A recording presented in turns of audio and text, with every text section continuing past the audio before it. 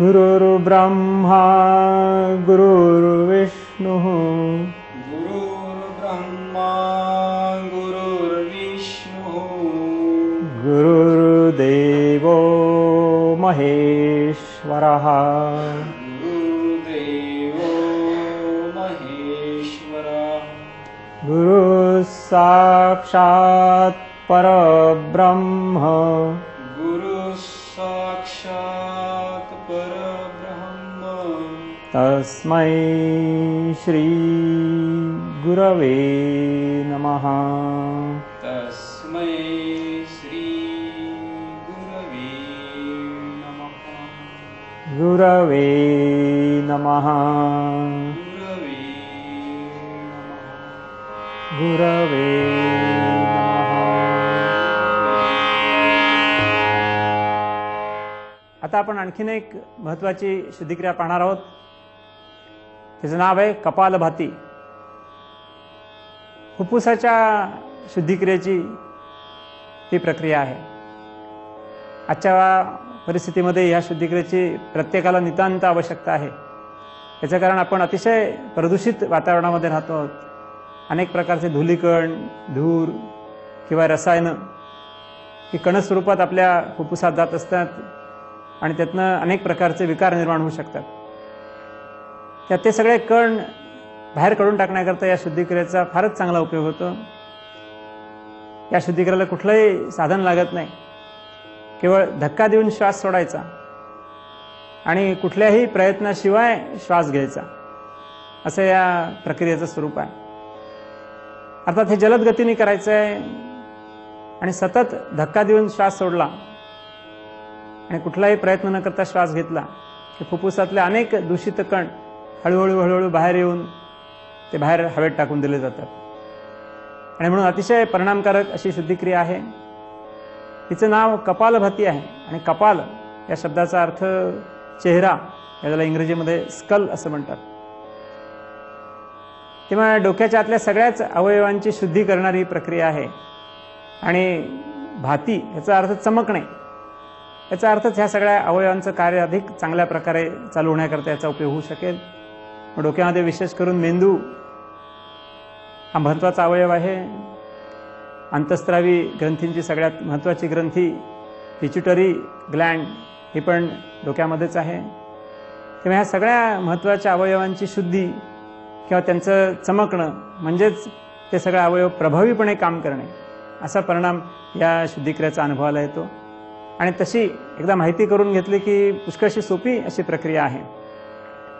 फक्त जोरात धक्का देऊन श्वास सोडायचा आणि सगळं शरीर शिथिल ठेवायचं, म्हणजे श्वास आपोआप आत जातो. अशा पद्धतीने श्वसन करायचं आहे. ही गती पुष्कळच वाढवता येते. अपेक्षित गती साधारणतः मिनिटाला 120 धक्के अशा स्वरूपाची आहे. त्या साधारणतः या गतीने 2 मिनटं, 4 मिनटं, 10 मिनटं, 20 मिनटं, मग अर्धा पाऊण तास सुद्धा कपालभाती करता येऊ शकते जर व्यवस्थित सराव केला तर. तर आपण प्रत्यक्षात ही प्रक्रिया पाहणार आहोत. साधक या ठिकाणी करून दाखवतील. आपण बारकाईने ते बघायचं आहे. साधक पद्मासनात बसलेले आहेत. हाताची ध्यान मुद्रा आहे. कपालभातीला हाताची द्रोणमुद्रा केली तर ती अतिशय चांगल्या पद्धतीने करता येते. त्या साधकांनी आता द्रोणमुद्रा करायची आहे. श्वसन संथ चाललेलं आहे. कपालभाती करण्यापूर्वी विशेष पूरक किंवा रेचक करण्याची गरज नाही आहे. एकदम कपालभाती सुरू करता येते आणि मग ती सातत्याने चालू ठेवता येते. तेव्हा आपण नीट बघायचं आहे कशी ही केली जाते ती. साधकांनी सुरुवात करायची आहे.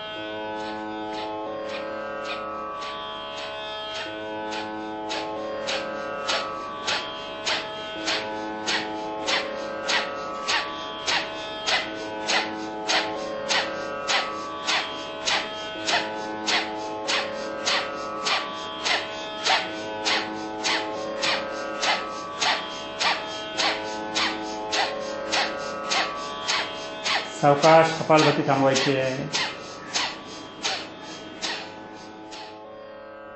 आता आपण आणखीन एक शुद्धिक्रिया पाहणार आहोत. त्याचं नाव आहे नवली. नवली म्हणजे पोटाचे वरचे जे स्नायू आहेत त्याला नळ असं बरेच वेळा म्हटलं जातं. पोटाचे हे जे 2 स्नायू आहेत, डावीकडे आणि उजवीकडचे, हे अतिशय ताकदवान स्नायू आहेत. हे पोटातल्या आपल्या अवयवांचं संरक्षण करण्याकरता जवळजवळ हाडांच्या इतकीच ताकद या स्नायूंमध्ये आहे. कारण पोटाच्या पुढे हाडं नाही आहेत. बाकी सगळ्या शरीरामध्ये निर्णय अवयवांचं संरक्षण करण्याकरता हाडं आहेत. पोटातल्या इंद्रियांचं संरक्षण करण्याकरता हाडं नाहीत. पण त्यांच्या संरक्षणाला हे अतिशय भक्कम आणि ताकदवान असे स्नायू दिलेले आहेत. तर ते स्नायू असे पसरलेले आहेत, ते एकत्र करून त्याची नळासारखी स्थिती घेणे आणि म्हणून याला नवली असं म्हटलेलं आहे. अर्थात ही कृती करत असतानाही श्वास पूर्णपणे सोडलेला पाहिजे.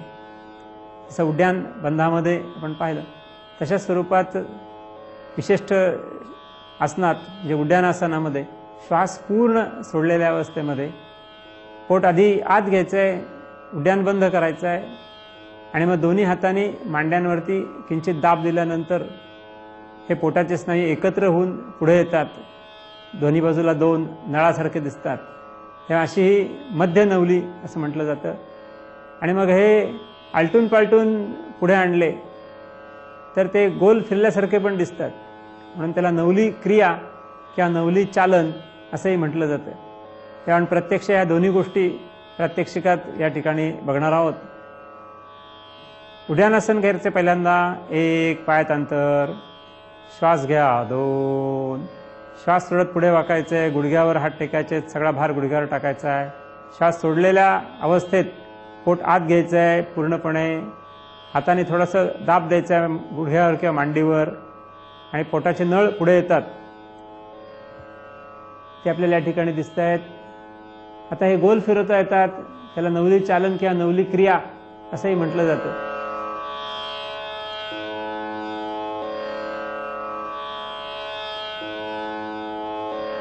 हे दोन स्नायू आहेत, ते एकामागून एक गोलाकार फिरवले जातात.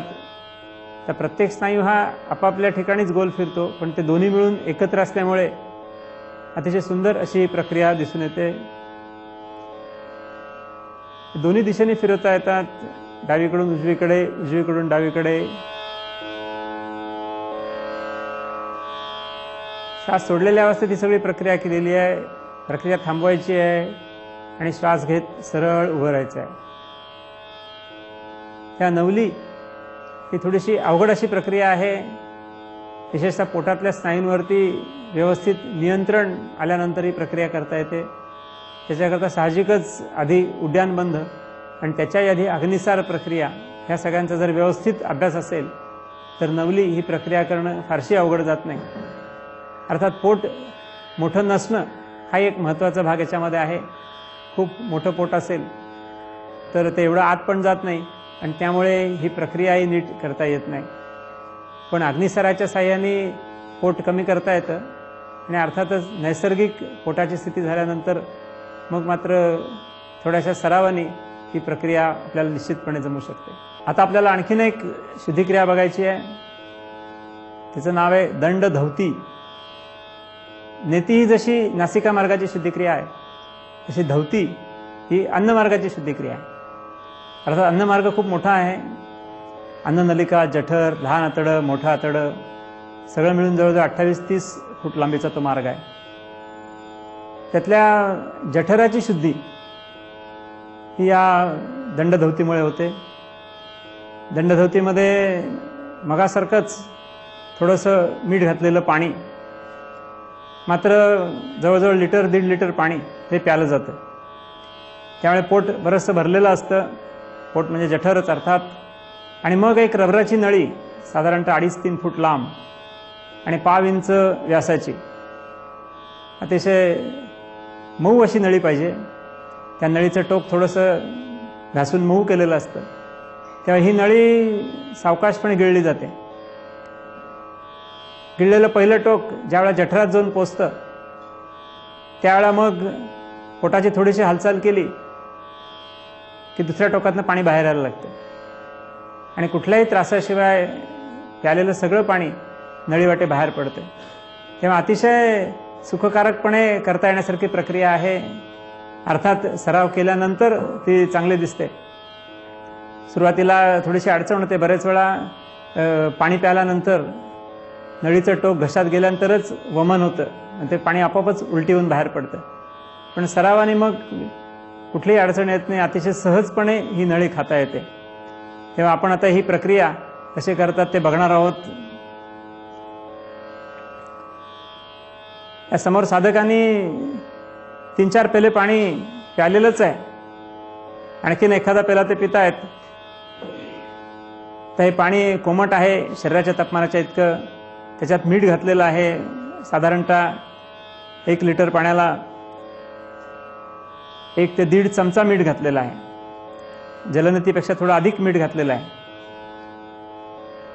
कारण तेच आहे की त्यामुळे रसाकर्षक दाब वाढतो आणि जठरातली त्वचेची अशुद्ध द्रव्य त्या पाण्यात शोषली जातात आणि पाणी मात्र जठरामध्ये शोषलं जात नाही.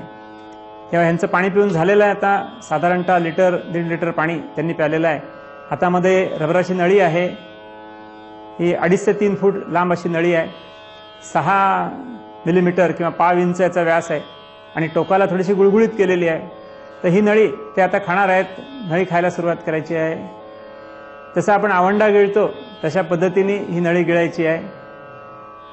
घशामध्येच थोडासा त्रास होतो. एकदा घशाच्या पुढे टोक गेल्यानंतर थोडं ढकलत गेलं की नळी आतमध्ये जाते. कारण अन्नमार्ग हा अतिशय बुळबुळीत असतो. त्या नळी आत जायला काही अडचण येत नाही. एखादं चॉकलेट खावं त्याप्रमाणे हे साधक नळी खातायत.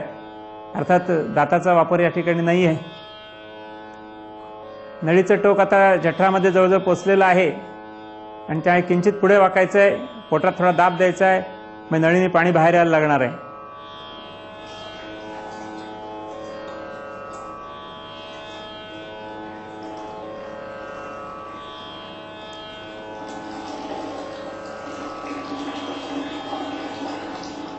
अतिशय चांगल्या पद्धतीने पाणी बाहेर येताना आपण पाहतात.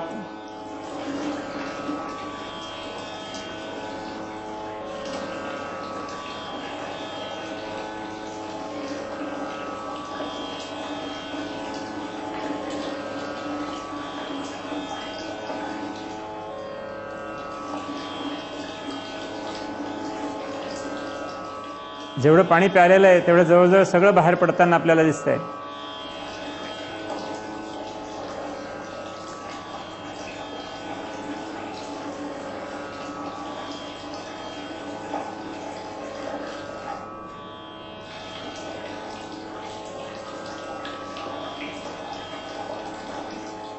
काही वेळा नळीचं जठरात गेलेलं टोक थोडंसं वर राहतं, त्यामुळे पाणी येत नाही. मग नळी थोडीशी अधिक खावी लागते किंवा बाहेर काढावी लागते, म्हणजे मग उरलेलं पाणी सुद्धा बाहेर पडतं.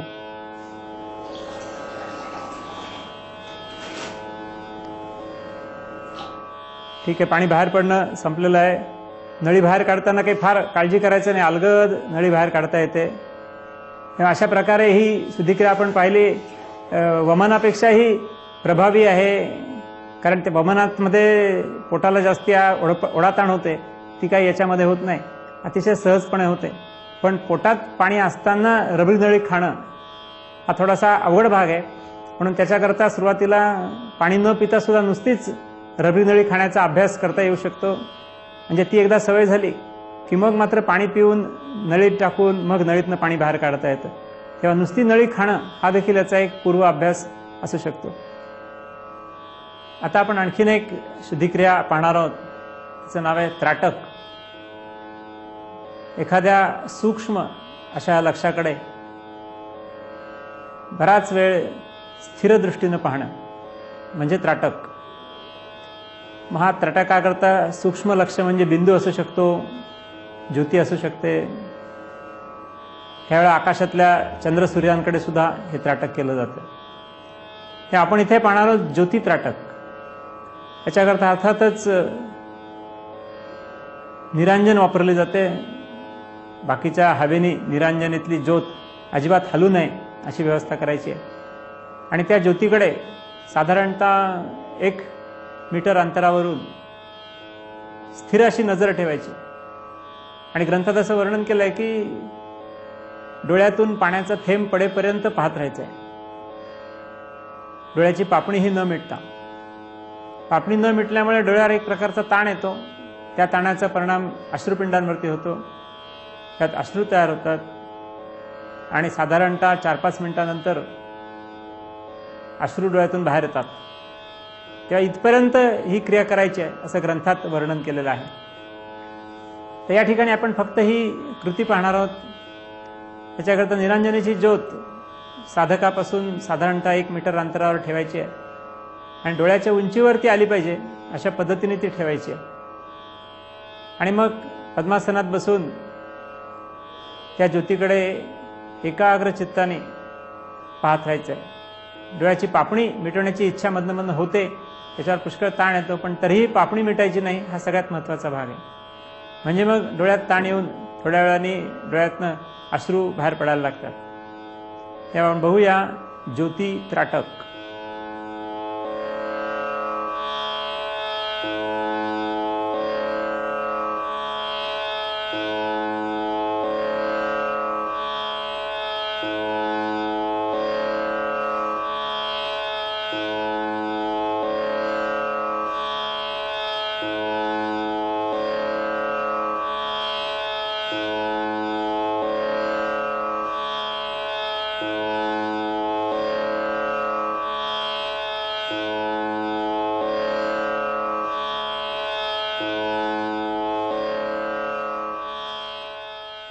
आता आपण त्राटकाची प्रक्रिया पाहिलेली आहे. त्राटक ही शुद्धिक्रिया आहे. त्या प्रत्यक्ष कृती जी आपण पाहिली त्याच्यावरून एक लक्षात येतं की हे डोळ्याची शुद्धिक्रिया आहे. कारण एकटक एखाद्या सूक्ष्म अशा बिंदूकडे किंवा ज्योतीकडे पाहत असल्यामुळे डोळ्याच्या स्नायूंवर ताण येतो आणि त्या ताणामुळे अश्रुपिंडांवरतीही ताण येतो आणि त्यातनं अश्रुबिंदू बाहेर पडतात. तेव्हा या माध्यमातून डोळ्याची शुद्धी होणं हे स्वाभाविक आहे. त्याचबरोबर या प्रक्रियेच्या साह्याने मनाची पण शुद्धी होते असंही ग्रंथात वर्णन केलेलं आहे. प्रत्यक्ष अभ्यास करताना आपण पाहायला तसं ज्योती त्राटक किंवा बिंदू त्राटकाचा अभ्यास करायचा असेल तर भिंतीवरती एखादी डोळ्याच्या उंचीवरती टिकली जरी लावली तरी आपल्याला अतिशय चांगल्या पद्धतीने या त्राटकाचा अभ्यास करता येतो. आकाशातली जी चंद्र किंवा सूर्याची त्राटकं सांगितली आहेत त्याला अर्थातच बरीच काळजी घेण्याची आवश्यकता आहे आणि त्याकरता योग्य असं मार्गदर्शन निश्चितपणे आवश्यक आहे.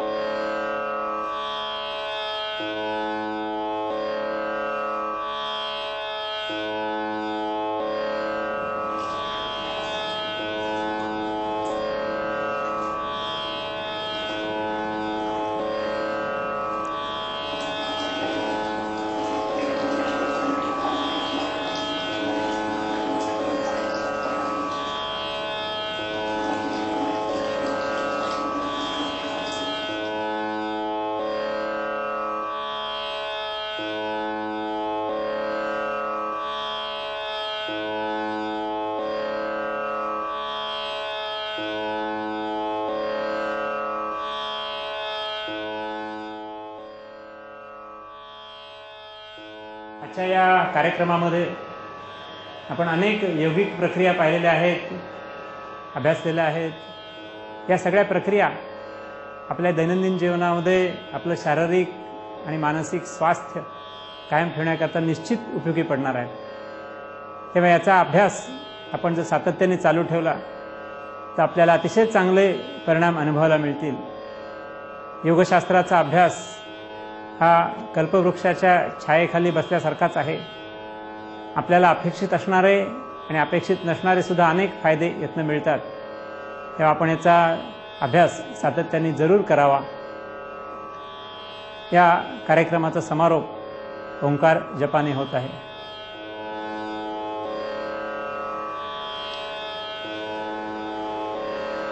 ॐ